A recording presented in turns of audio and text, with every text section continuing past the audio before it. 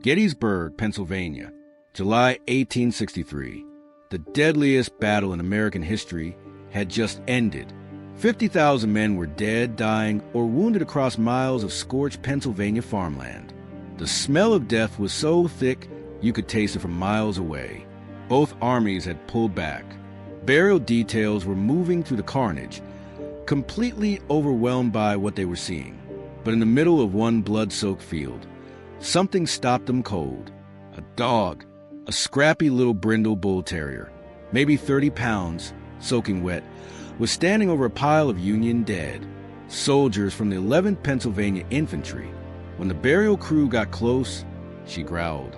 She wouldn't let them touch the bodies. "Somebody get that damn dog out of there," an officer yelled. They tried. She went after anyone who got near. For 3 straight days, while the battle tore the world apart around her, this dog hadn't moved an inch. Bullets flying, cannons shaking the ground, men dying everywhere. She just stood there. She was starving, half dead from thirst, covered head to tail in the blood of men she'd watched fall. But she flat out refused to leave them. The burial crew looked at each other, stunned. Who the hell's dog is this?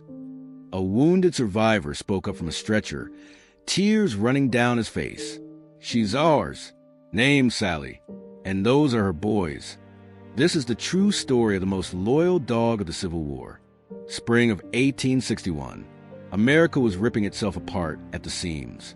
11 southern states had broken away from the Union. War was coming whether anyone wanted it or not. Young men all across the North were signing up to fight. In Westchester, Pennsylvania, the 11th Pennsylvania Volunteer Infantry was coming together. Farm boys, store clerks, school teachers, regular guys getting ready to see things no human being should ever have to see. And somewhere in that same town, a tiny puppy was born. She was a brindle Bull Terrier with a white blaze down her face. Run of the litter. Too small, too weak. Nobody wanted her. The breeder was fixing to drown her. But life had other plans. Some lady in town caught wind of the pup situation.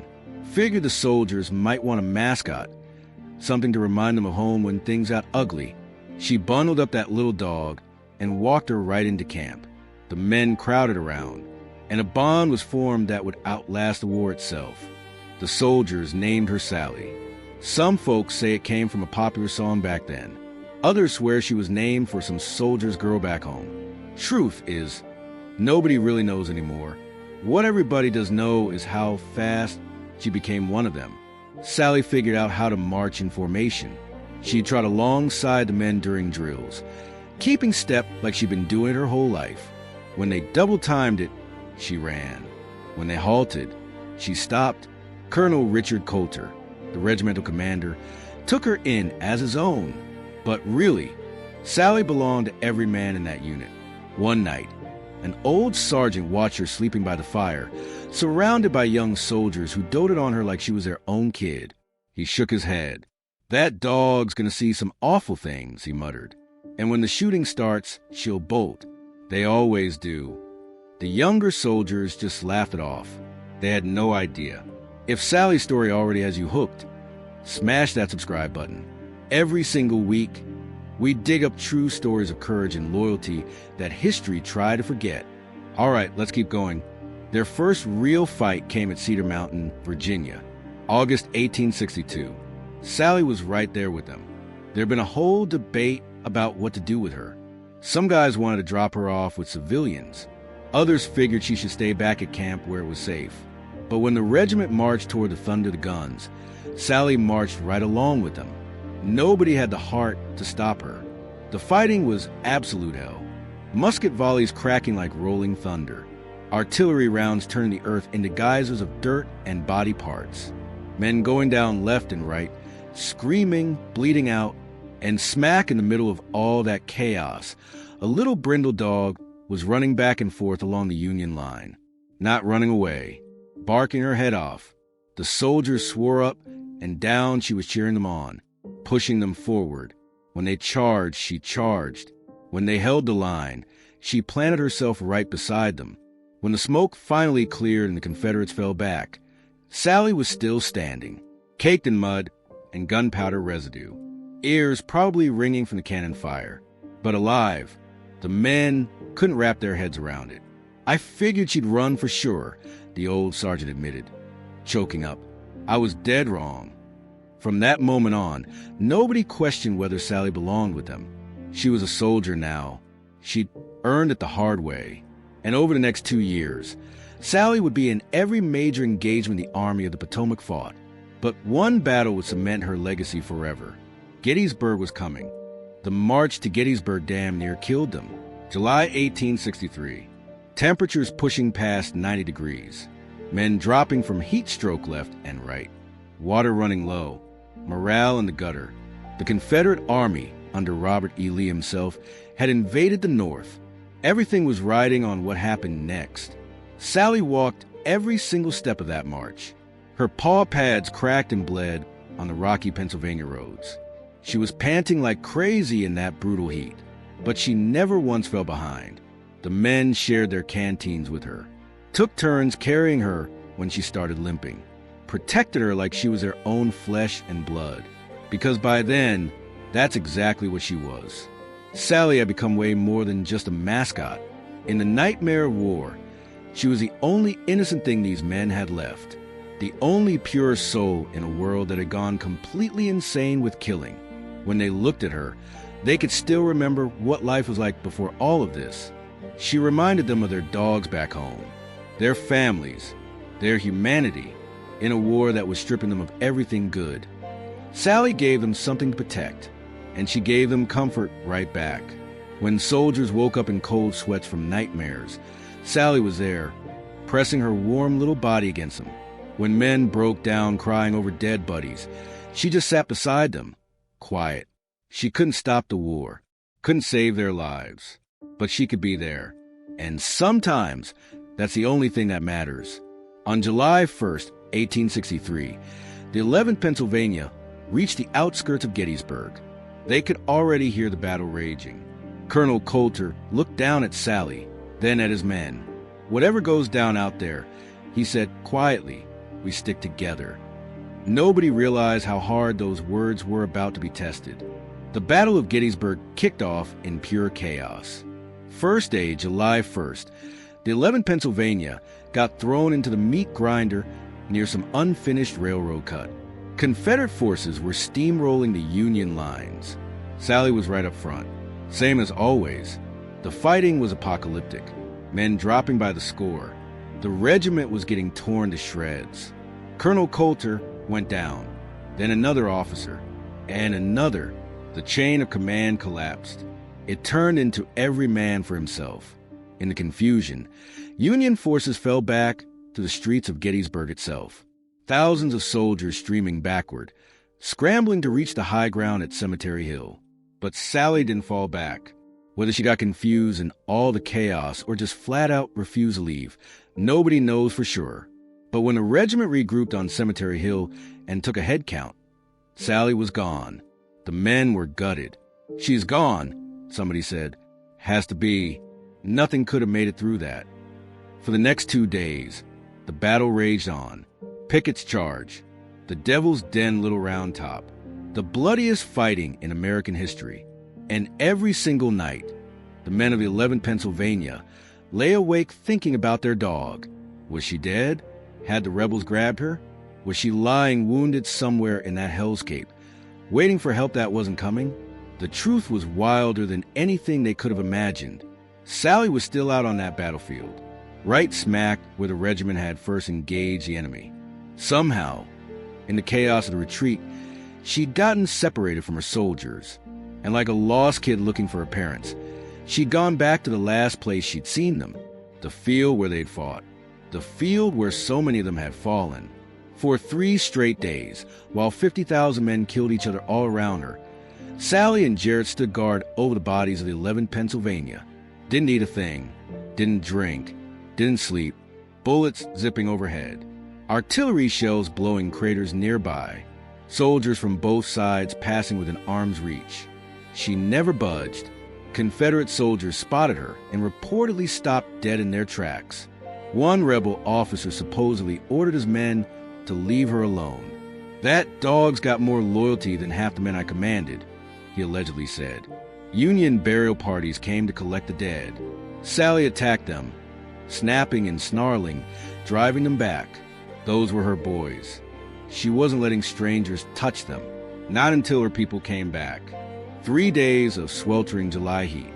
3 days without a drop of water. 3 days in the middle of the worst slaughter this country has ever seen. And a little dog stood vigil, refusing to leave the dead.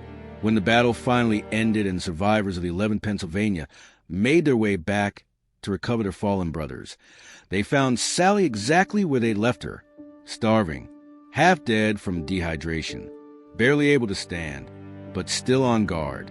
The men completely fell apart.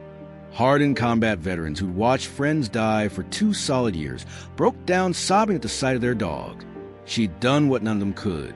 She'd stayed. After Gettysburg, Sallie became a legend. Word of the dog who guarded the dead spread like wildfire through the Union Army. Newspapers ran with the story. She became a living symbol of loyalty in a war that was tearing the whole country apart. But the war wasn't over. Not by a long shot. And the 11th Pennsylvania still had plenty of fighting ahead. Sallie kept marching with the regiment through campaign after bloody campaign. The Wilderness, Spotsylvania, Cold Harbor, Petersburg. Every battle took more of her boys. The regiment that had started out nearly 1,000 strong was now a shadow of itself. New recruits kept coming in to replace the dead, but they weren't the same faces. They were strangers wearing familiar blue. Sallie didn't care. To her, every man in that uniform was family, but the years of war were grinding her down too. She moved slower now. Her muzzle had gone gray. The explosions that used to get her barking now made her shake. A few officers floated the idea of sending her home, finding some nice family to take her in, letting her live out her days in peace. The men shut that down hard. She stayed for us at Gettysburg, one private said. We're staying for her now. The loyalty went both ways. Meanwhile, the war was building to its terrible conclusion. General Grant was pounding the Confederacy into the dirt, but the price tag was staggering. Thousands of Union boys dying every single week. The battles turned into grinding sieges, miles of trenches and fortifications. This was modern warfare being born, and it was brutal as hell. Sallie endured every bit of it. She was there for the siege of Petersburg, where both armies faced off across miles of trenches for 10 straight months. She lived in the mud with the soldiers, ate the same garbage hardtack they ate, slept in freezing rain. She wasn't a mascot anymore. She was a veteran. By early 1865, everybody could feel the end coming. The Confederacy was falling apart. Victory was weeks away, maybe less, but there was still fighting left to do. On February 6, 1865, the 11th Pennsylvania went into action at the Battle of Hatcher's Run, a Union push against Confederate supply lines near Petersburg. Sallie, 4 years old now, ancient by the standards of war dogs, marched with them. The soldiers begged her to stay behind. This thing's almost over, girl. Just hang back and wait for us. Please. But Sallie had never stayed behind. Not once. She'd been there for every fight since Cedar Mountain. She wasn't about to stop now.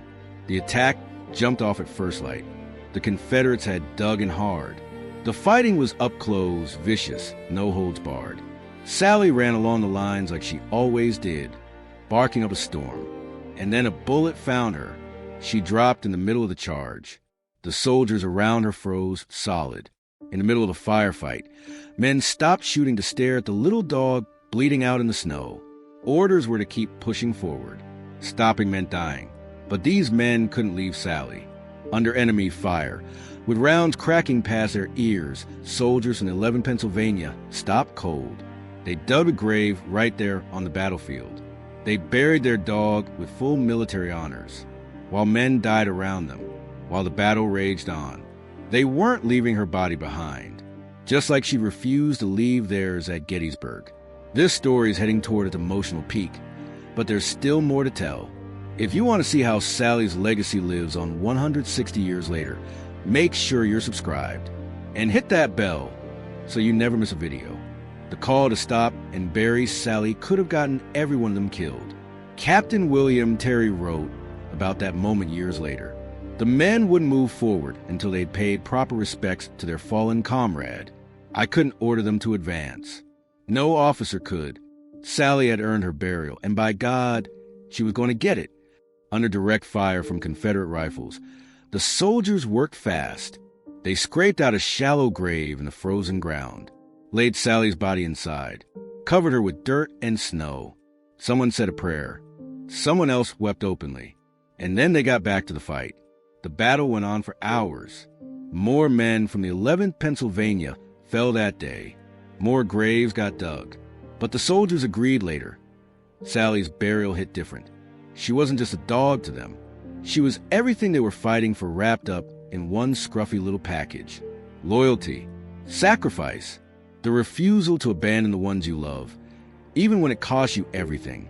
Sallie had stayed with their dead at Gettysburg when running was the smart play. Now they were staying with her. The decision felt right, felt necessary.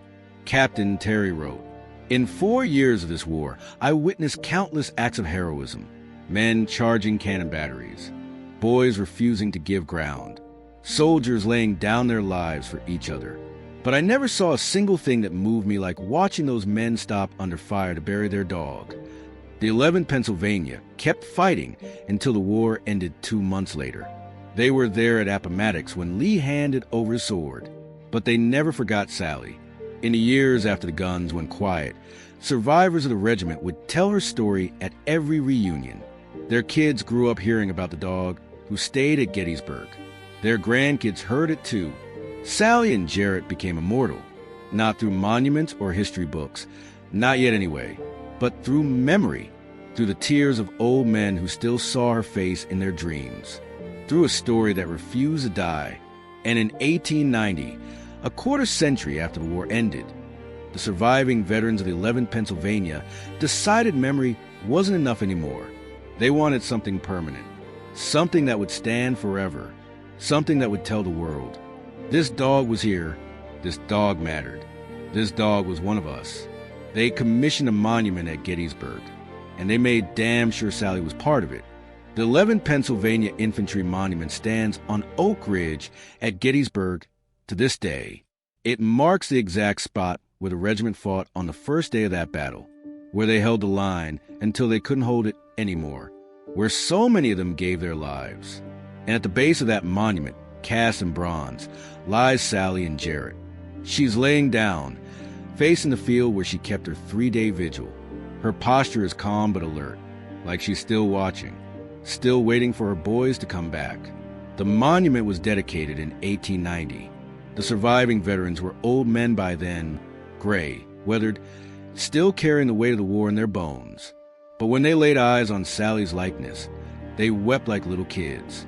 The inscription doesn't go into detail about the battles the regiment fought, doesn't rattle off casualty numbers, doesn't name a single human being. It simply acknowledges that a dog served with them and that she mattered. Over the years, Sallie's monument has become a pilgrimage site for dog lovers and Civil War buffs alike. People leave flowers, dog biscuits, handwritten letters addressed to a dog who's been gone 160 years. The bronze is worn smooth in spots from all the hands that have reached out to touch her. Parents bring their kids to see her, tell them who she was, what she did. The story keeps getting passed down, beyond the monument itself. Sallie's legacy helped shape how Americans think about dogs in war. She was one of the first war dogs to get public recognition. Her story laid the groundwork for military mascots that continues right up to the present day. Every dog that served alongside American troops today carries a piece of Sallie's legacy with them. She proved that loyalty doesn't stop at species lines, that love doesn't run on logic, that sometimes the smallest hearts are the biggest ones. The men of the 11th Pennsylvania knew it the second they found her standing over their dead at Gettysburg. Now the whole world knows it too.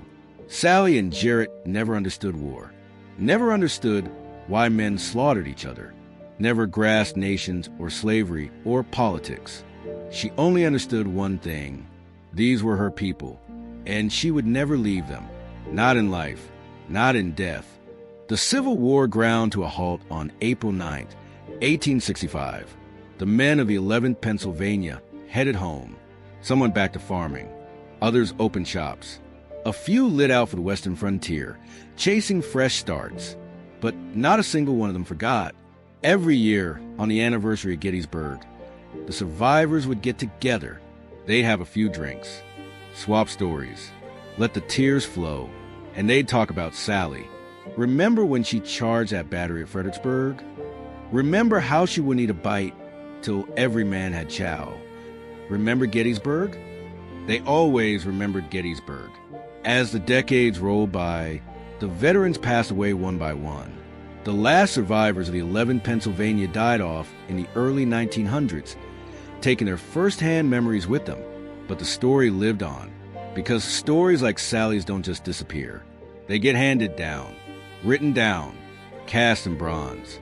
Today, 160 years later, people still make the trip to see her monument, still leave tributes, still tell their children about the dog who wouldn't leave. Gettysburg National Military Park gets over 1 million visitors every year. Park rangers say Sallie's statue is one of the most popular stops in the whole place. More popular than the generals. More popular than the famous battle sites. A dog, because in a war defined by death and devastation, Sallie represented something the human monuments couldn't capture. Pure, unconditional love. The kind that doesn't do the math. The kind that just stays. What does it actually mean to be loyal?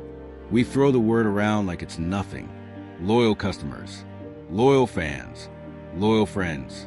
But Sallie Ann Jarrett showed us what that word really means. It means staying when leaving is a smart move. It means standing guard when nobody's watching. It means refusing to abandon the people you love, even when they're already gone. Sallie didn't stay at Gettysburg because somebody gave her an order. She stayed because something deep inside her, something beyond training, beyond instinct, wouldn't let her go. Some folks say dogs don't truly understand death. That Sallie was just confused, waiting for her soldiers to wake up. Maybe that's true. Or maybe there's something more going on. Maybe loyalty isn't about understanding. Maybe it's about feeling. Sallie felt connected to those men. And when they fell, that connection didn't break. It held her there, in the middle of absolute hell, for 3 solid days. If that's not love, then what is? The Civil War killed 620,000 Americans. Brothers killed brothers. The nation nearly bled out from hatred. But right in the middle of all that darkness, one little dog showed us what we're capable of. Not the killing, the loving. Maybe that's the real lesson of Sallie Ann Jarrett. In our worst moments, we can still choose love. We can still choose to stay. If this story moved you, hit that subscribe button. Every single week, we share true stories of loyalty, courage, and love that deserve to be told. Click the bell so you don't miss a single one.